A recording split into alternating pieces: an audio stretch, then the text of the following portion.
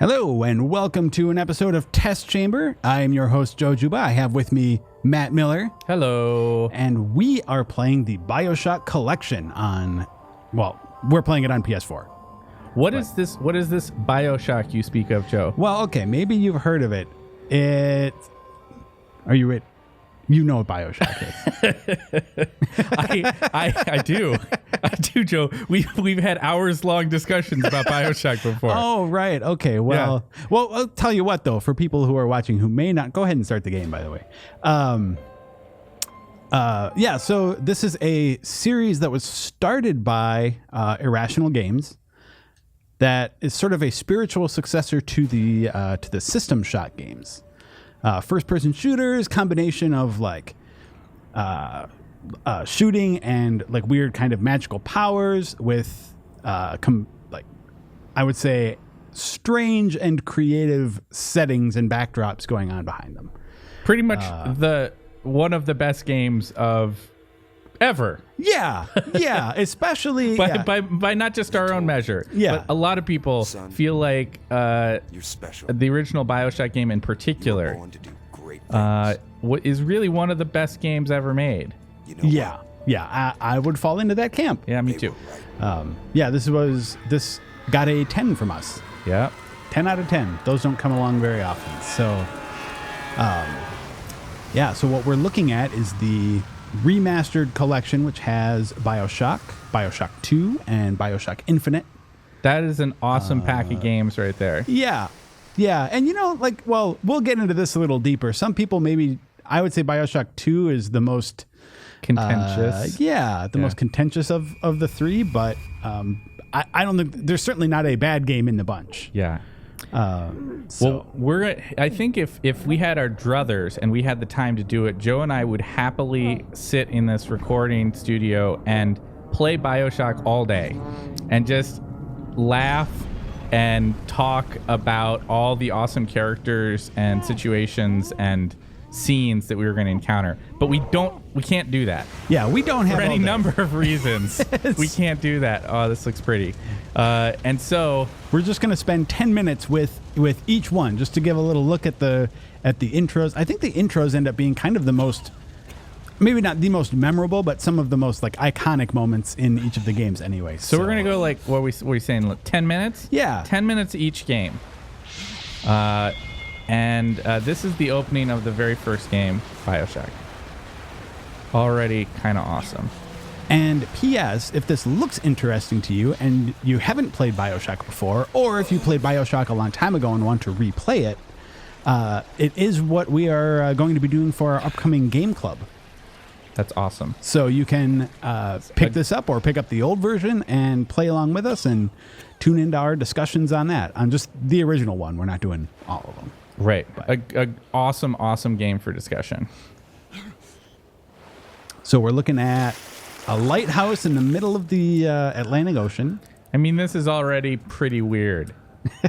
Like, my plane just crashed, and apparently standing all by itself in the middle of nowhere in the ocean is this lighthouse. Oh, man. And we won't get too far into spoiler territory for people who maybe haven't played it yet, but there's some cool stuff going on here. Wait, is the Andrew Ryan statue here, or is that further down? Look up. Yeah. There he is. No gods or kings, only man.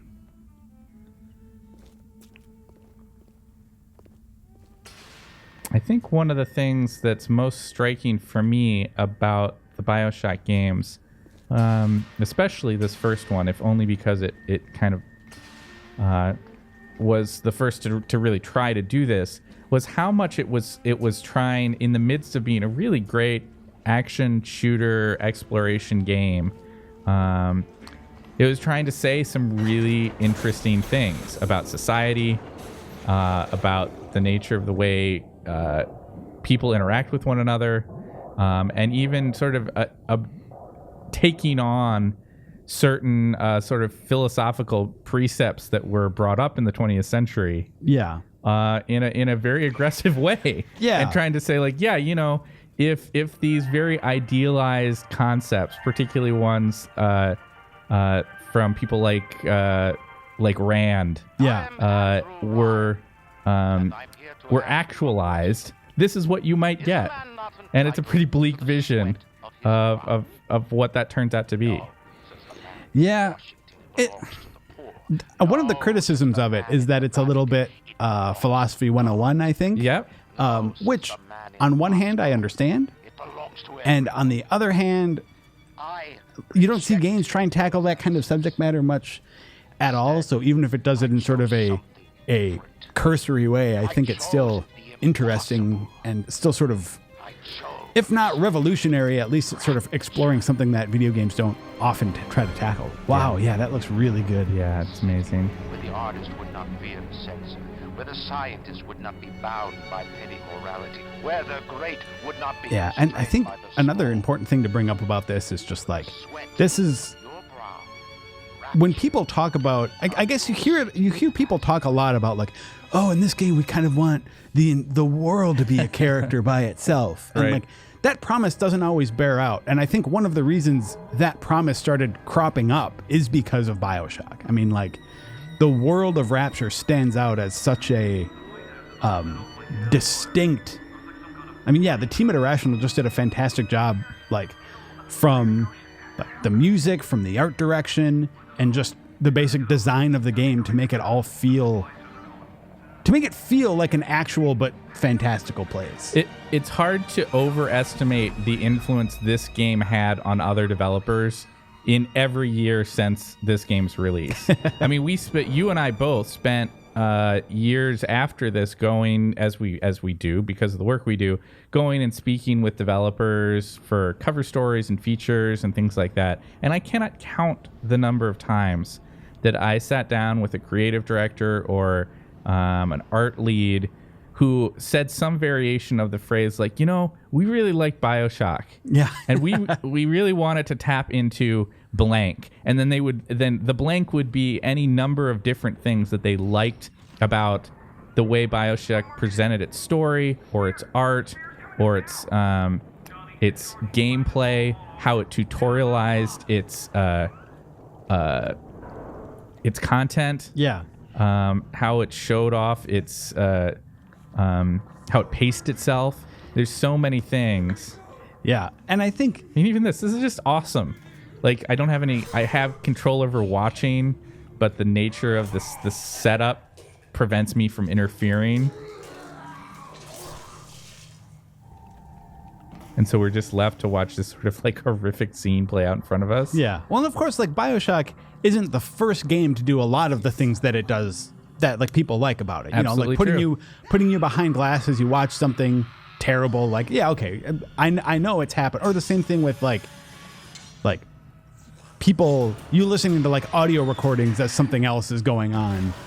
I don't think this was the first one to do that, but like the success that it had in doing those things and bringing all of those pieces together, I think is really what stands out. Oh, now you can actually do stuff. Yeah. Would you kindly pick up that shortwave radio? I don't know how you survived that plane crash, but I've never been one to question Providence. I'm Atlas. Good old Atlas. Man. And just some of the... Again, I don't want to... Because we are doing this game for Game Club, I don't want to get into spoilers in case someone out there has not done it. But, I mean, just the number of moments in this game and, like, particular scenes or phrases or things like that stand out, like... You're missing out on a real part of, like, modern gaming history. Yeah, if you haven't played this. It really... Like, it is on the top of my list of, like, maybe not games that everybody should play, but if you're getting into games as a hobby and you haven't played BioShock, that's a mistake. This should be on like the greatest hits list. If you've been in a time capsule or if you've been frozen for the last 30 years and you want to know what's been going on with video games, BioShock's real important. BioShock should be on the list. All right, Miller, we have about 20 seconds left. Oh my gosh. So... all right. Well, this is amazing, and we're not going to get to see so many amazing things. But we did this on purpose, right? We're enforcing on ourselves a hard and fast rule of 10 minutes. Yeah. Well, you know what? There's got to be that wrench around here, right? Is there? Here it is. All right. Well, we got the wrench, and that's our 10 minutes. Moving on to the next one. All right, on to Bioshock 2. So here we're doing Bioshock 2. I'm starting the timer again for 10 minutes. Oh, man, we got to hurry. We got to get to the good stuff. So, yeah, let's do it. Before we get too deep into this whole thing, too, just to mention, so we'd said that this is the Bioshock collection. What that means, in addition to having all 3 games, is that it's... all 3 of them are in 1080p, 60 frames per second. And it also includes we'll come back to that, all those studio names in a second. But it also includes all of the single player DLC for the game. So like for... So it's a pretty comprehensive collection. Right. So for Bioshock 2, that would mean that it has the much lauded Minerva's Den as DLC. And then it would be for Infinite, it would have the one starring Elizabeth. I forget, Burial at Sea. Mm-hmm. But it doesn't have the multiplayer stuff because these are the single player versions of the games only. It doesn't carry over the multiplayer stuff. So Bioshock 2 was unique in a couple of ways, but certainly the big shift was about studios, right? You want to talk about that a little bit? Yeah, absolutely. So I wrote our cover stories on Bioshock, Bioshock 2, and Bioshock Infinite. And one of the big changes for 2 was that it was developed primarily at 2K Marin with several members of the team from the original Bioshock, but it was sort of a new studio that was kind of set up to work on this game. So it's not like it was a bunch of people who were disconnected from the original Bioshock, but it was not the full creative team like Ken Levine, for instance, the head of Irrational was not the director of this game. Sure. And Bioshock 2, I mean, was interesting because it was kind of like a return to the existing setting, right? Infinite, as the next game from Levine, was going to kind of go do something totally different. Yeah. Well, sort of. Totally different. Whereas this was like, let's get a different perspective on Rapture. Right? And it's hard for me to think about Bioshock 2 without thinking about what the sort of original version of it was. Yeah. Because, so like I said, I was there when we first sort of did the reveal on this game. And the story concept changed a lot. From the beginning, you were always you were a big daddy this time, right? Which I think is important because these are those sort of big guys in the suits with drill hands and rivet guns and stuff like that. They were basically your most formidable opponents in the original Bioshock. This is, by the way, for people who've never played it, just as creepy as you think it is. It's not like you're missing something. Well, you are missing something, but it's not like, oh, well, that totally is like a completely normal thing that's happening. It's not. It's a weird thing that's happening. Yeah. But so in the original version of this game, you were a big daddy who was down to Rapture, but there was a singular entity called the Big Sister that was kidnapping girls from the surface and bringing them down. That's not what we have in the final version, which is there are multiple enemies called Big Sisters that are basically just souped up, even they're more powerful, more agile versions of the Big Daddy. And the idea is that you're back into Rapture. I think it's 10 years after the original one. Right. Well, not this scene, but because this is right before. This is while Rapture's still. Right. What we're talking about the basic. Yeah. Yes. I mean the basic premise when you start playing. Yes. This is not your daughter. Do you understand? Her name is Eleanor, and she is mine. Now, kneel, please. Remove your helmet.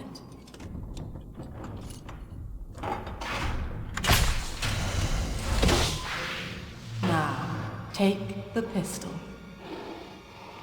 Place it against your head.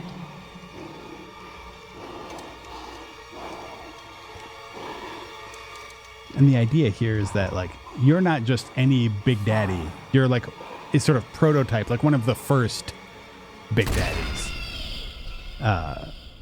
Again, I don't remember what applies to that scene or not, but just as you're playing the game normally. Yeah. Trying to think of what you notice in terms of major gameplay improvements in BioShock 2 over 1 would be the ability to wield plasmids and weapons at the same time, which you'd think, like, for me, was one of the problems with BioShock is that, like, if you wanted to, you kind of had to pick one or the other, like magic or firearms, and that was that ended up being a problem in terms of versatility in combat. Right. So being able to use them both here makes a lot of sense. I also love the fact that you have a drill. Though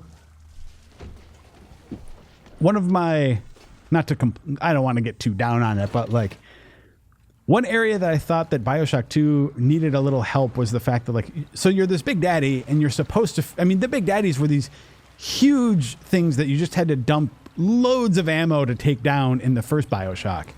And then all of a sudden here, you don't feel particularly durable here. You know, like the groups of very similar enemies that you were fighting in the first one seem to be able to take you down just as easily. Yeah.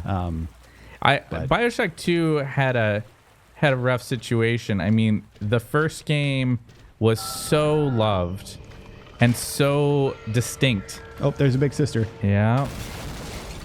That to have to come back and do something in that same space, effectively that same place. Yeah.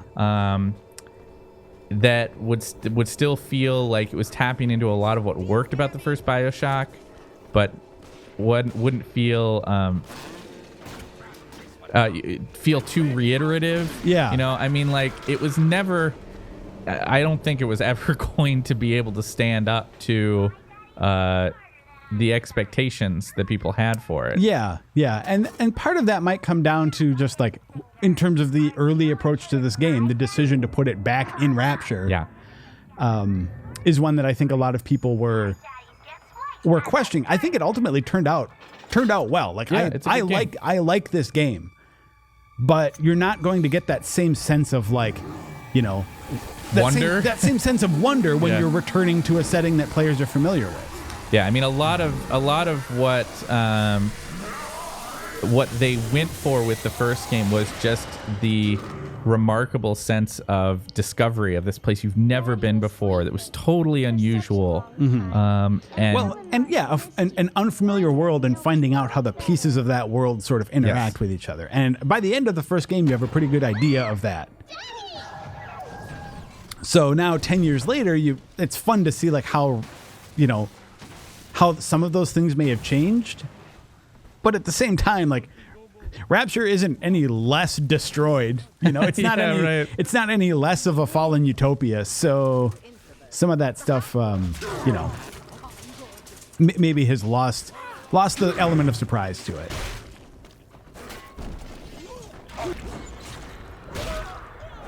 I'm just gonna punch these guys a little bit.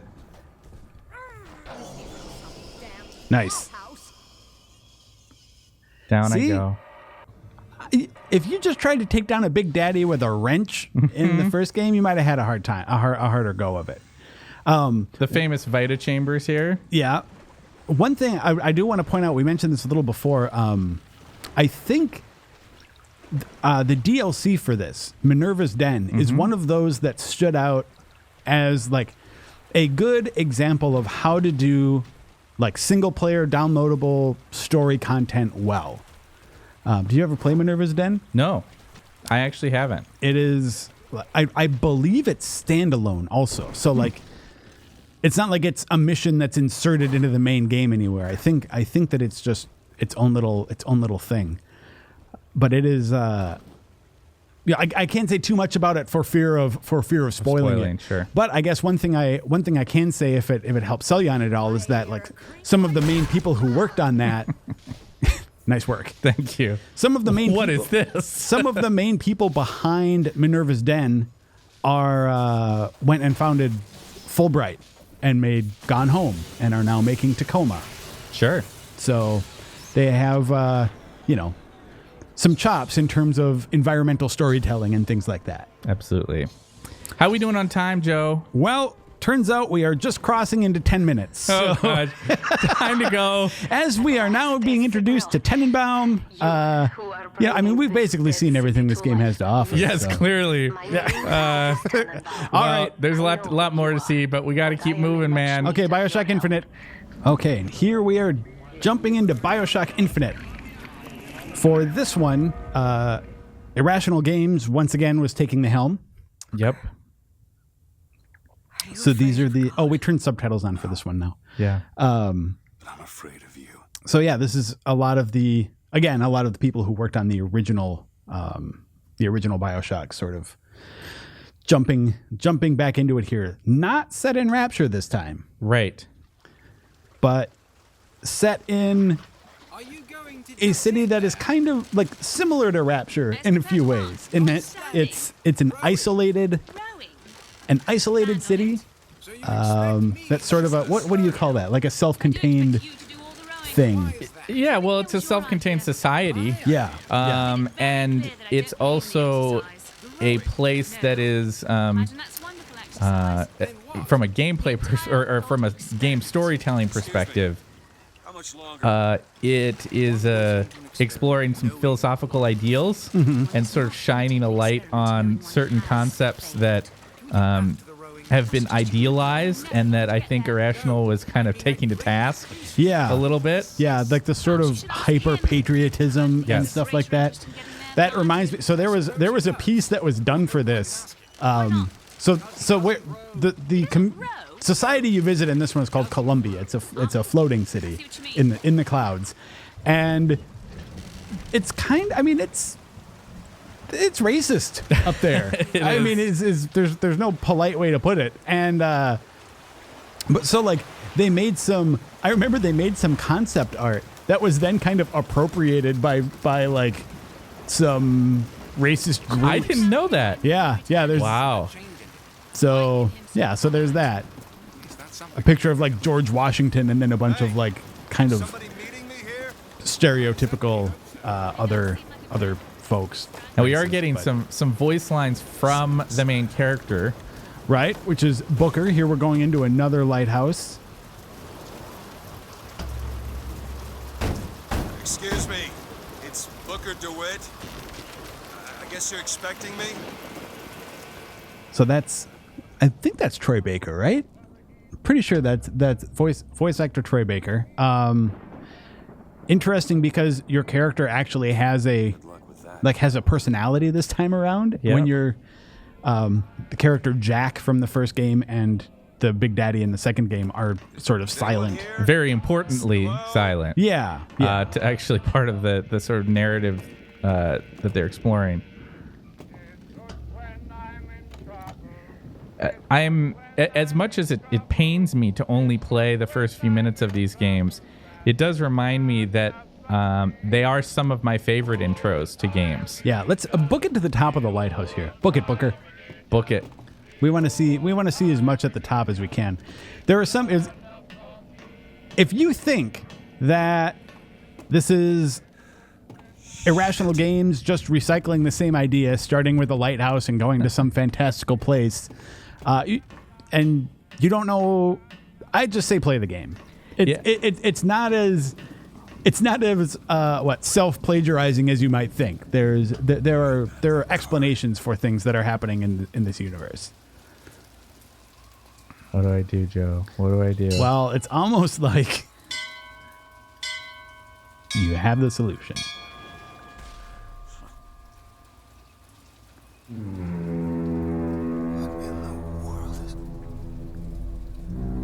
I do like that Booker becomes a little bit, through portions of this story, becomes a sort of voice of the player. Yeah. In terms of just like, this is really weird. Yeah.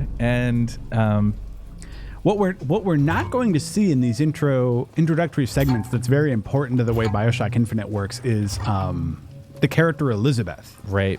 Who is basically a companion that's with you through the whole thing. And she has, she has her own AI. So it's not like you really give her orders, but she helps you out. You know, like we'll throw you some health or ammo from time to time. But she also has an ability to open up what they call tears, which gives you these like glimpses into basically like other potential realities that are interesting. Also notable about that character was the fact that it was a companion who was a good companion just as like from a gameplay concept. Yeah, You know, like you weren't bothered by having her around. right. And some people complained about that in the sense that like if she's invulnerable, if she's like can't get detected by enemies, if she doesn't have limited health, then that sort of trivializes her. But at the same time, I think it's also important to like not make the player feel like they're on a whole game that's an escort mission, Right. You know? Which I personally, I think that was the right decision. I can understand where these other people are coming from, but 15,000 feet. Hallelujah.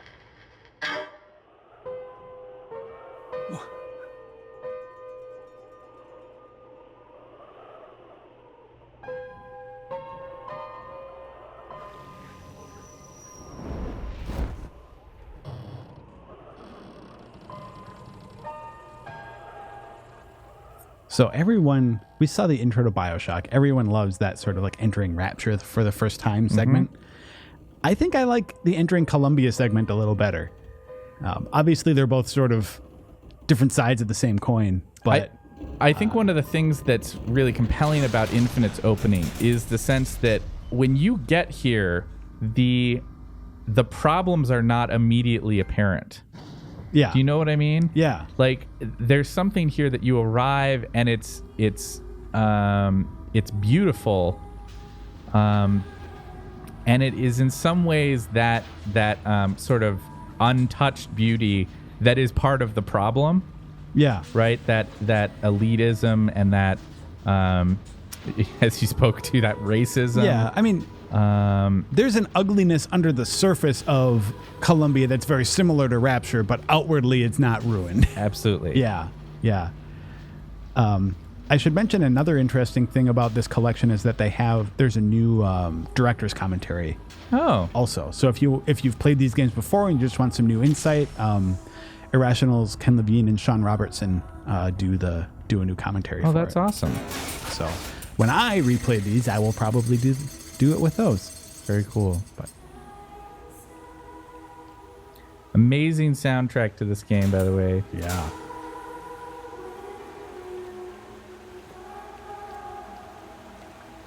Man. Yeah, I really, really like this sort of temple. That's probably not important. We'll just move past that. Seed of the prophet.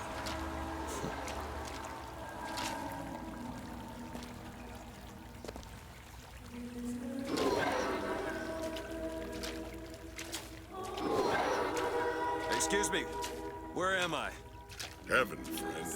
Or as close as we'll see till Judgment Day. That man's voice seems deeper than it appears like he should have. That happens in video game voice acting. I mean, I guess that happens in the real world sometimes too, but Sometimes. I feel like that happens in the Elder Scrolls games a lot. Yeah. Where, especially in like Oblivion, where they had like 12 voice actors for a whole world full of people. We recommit ourselves to our city and to our prophet, Father Comstock. We recommit through So yeah, gameplay-wise in Bioshock Infinite, the big difference you have is manipulating those tears in combat. Yeah. And having Elizabeth someone new, alongside you, and then they also have these sort of like rails, newly come like rail lines You could ride. that you can ride and sort of go along on that. It's not like they're an integral part of any encounter or every encounter, but Yeah. they are part of some encounters that, sort of adds an element of verticality that you didn't have in previous games, I think. I think it's fair to say that Infinite feels more like active in its combat. There's a lot more movement and speed. All right, I guess I'm going to accept the baptism. Do it. Because we have less than a minute to go. So We only have a minute to get baptized. this better be a bargain quick baptism. And before we're done with this too, I should say the DLC for this is also particularly good. It's one of those that I shouldn't say too much about until you finish BioShock Infinite, but Burial at Sea is also worth checking out too. And very different, actually. Yeah. One of the things I liked about Burial at Sea was how much they changed up the gameplay dynamic. Yeah, it has a lot more of a stealth element to it. This is going to be an awesome place to just be done. We got to watch this scene.